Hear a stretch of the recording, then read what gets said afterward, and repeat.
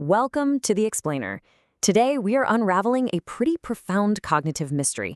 We're going to look at one of the most famous moments in human history, and we're going to use it to understand the literal architecture of modern artificial intelligence. Now, I know that sounds like a massive leap, right? But by the end of this explainer, you're going to see exactly how a 19th century Welt house is fundamentally connected to the silicon chips powering our entire digital world. It's a thrilling journey from the micro to the macro, and it's honestly going to completely change how you view language, computation, and your own mind. To kick things off, I want you to really ground yourself in a visceral, physical reality. Picture a flint and walling hand-operated water pump. It sits at Ivy Green, a cottage down in Tuscumbia, Alabama. It's cast iron, it's incredibly heavy, and it takes real, physical human effort to operate. Just a completely unremarkable, everyday object from the 1880s. Yet this exact piece of metal was the site of a profound structural awakening. Which brings us to the really provocative question at the heart of our explainer today. What on earth does a 19th century hand-cranked water pump have to do with the deterministic logic gates inside modern computer processors? How does the story of a deaf-blind child connect to the absolute bleeding edge of artificial intelligence? Well, the answer lies in how continuous reality is translated into strict, understandable code. Section 1. Inside the Chinese room, a state of isolation. Okay, let's dive into this. To understand the breakthrough, we first have to understand the terrifying isolation that existed before it. You know, it's fascinating how this philosophical concept applies to a real human being. You might have heard of the Chinese room. It's a famous thought experiment by John Searle. Imagine a person locked in a room who doesn't speak a word of Chinese, but they have a rulebook that tells them exactly how to manipulate Chinese characters to produce correct answers. To the outside world, it looks like they totally understand Chinese, but inside, they have no idea what the symbols actually mean. They are just blindly following syntactic rules. Computational researcher William Rappaport recognized that prior to her breakthrough, young Helen Keller was effectively trapped inside a physical equivalent of this exact room. Completely isolated from direct visual and auditory meaning, she just had no semantic grounding whatsoever. So the really crucial point here is how she actually communicated during this time. She used what philosophers call indexical biological signals. If she wanted her mother, she pulled. If she wanted someone to go away, she pushed. She could even mimic certain actions, like searching for eggs. But this was essentially just monkey-like imitation. It was a dyadic framework, just pure stimulus and response. She was manipulating these really crude signs just to trigger basic biological responses to pleasure or pain. In her own later words, it was an unconscious time of nothingness. She was using symbols, sure, but she didn't know they meant anything abstract. Section 2. The Tactile Breakthrough, April 5th, 1887. Let's slow down for a second and really put ourselves right in this moment. Let's break down the exact mechanics of what researchers call the moment of transduction. Step 1. Someone pumps the handle, and a continuous cold stream of water literally gushes over one of Helen's hands. It is a chaotic, high-entropy, totally analog sensory stream. Step 2. In Helen's other hand, her teacher, Anne Sullivan, fingerspells the letters W-A-T-E-R for slowly and then rapidly. These are rigid, discrete, extremely strict tactile strokes. And then, step 3, the miracle actually happens. That chaotic, flowing physical sensation is successfully mapped to the strict symbolic token. A complete topological mental restructuring takes place right then and there. I want you to just listen to this breathtaking reflection from Helen herself. Suddenly, I felt a misty consciousness as of something forgotten, a thrill of returning thought, and somehow the mystery of language was revealed to me. The gravity of that shift is just incredible, isn't it? The physical world around her didn't change at all, but her internal architecture completely transformed. She continues, saying, I knew then that W-A-T-E-R meant the wonderful, cool something that was flowing over my hand.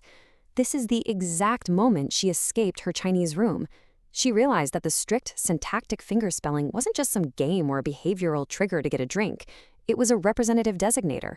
She had officially established an internal associative mapping between a raw sensory node and a linguistic symbol. Section 3. The Symbolic Universe, from Signal to Symbol. The immediate aftermath of this realization was completely explosive. The philosopher Ernst Cassirer gives us the absolute perfect vocabulary for this. He argued that humans aren't just biological animals reacting to physical stimuli, what he called animal rationale. No, we are animal symbolicum. We are creatures who mediate reality entirely through symbolic forms.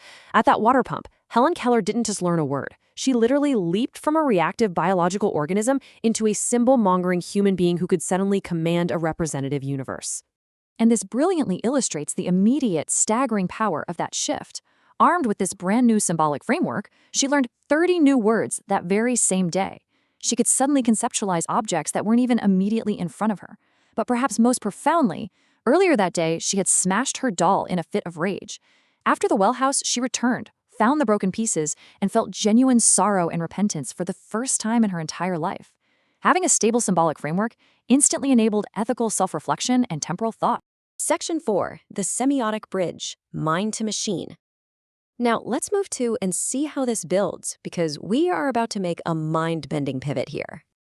We face a truly terrifying modality gap in computing today. On one side, we have OS alpha. That's human imagination.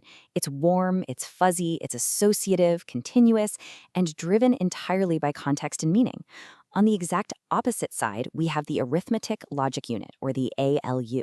This is the literal physical silicon inside your computer. It is cold, rigid, totally blind to human meaning, and strictly deterministic. It only understands the unyielding clocked voltage of a physical circuit. But here is the incredible truth.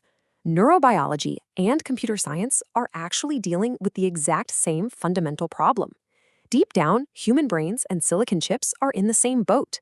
The brain receives analog reality and translates it into neural spike trades. A computer uses physical electrical voltage. Both of these are completely uninterpreted syntactic tokens. Neither the brain nor the processor has direct access to meaning without a strict, formalized translation layer to map it all out. So how do we safely compile our messy, beautiful human imagination into the unyielding logic gates of an AI server? We cross the semiotic bridge. Step 1, the flowing continuous intent starts in your mind, OS alpha. Step 2, that intent is forcefully formatted into strict, universally explicit text, whether it's JSON, a Python script, or a command line interface. The sources affectionately call this the divine script. And step 3, because text is perfectly discrete, it maps losslessly onto the deterministic execution of the ALU. Text is literally the bridge. I absolutely love this quote from the source documents. Listen to this. We are quite literally tricking rocks into thinking using lightning and text. I mean, it's incredible. We take silicon substrates, which are basically rocks, pump electrical currents through them like lightning, and use strict, explicit language to force them to execute our intent. This is the exact same fundamental quantization of reality that Helen Keller achieved at the water pump. She used the explicit, strict text of fingerspelling to map the chaotic reality of water into a permanent, actionable symbol. So we've moved all the way from the sensory isolation of a 19th century well house to the exact mechanism that commands modern artificial intelligence. The semiotic bridge is fully built. Pure, structured text allows you to impose your fluid imagination directly onto the physical reality of a machine. Which leaves us with this final, incredibly powerful thought. You are the sovereign pilot here. Now that you hold the keys to this bridge connecting human desire to strict deterministic reality, what will you program the bridge to do? Thank you so much for joining me on this explainer. Keep exploring, and never stop questioning the architecture around you.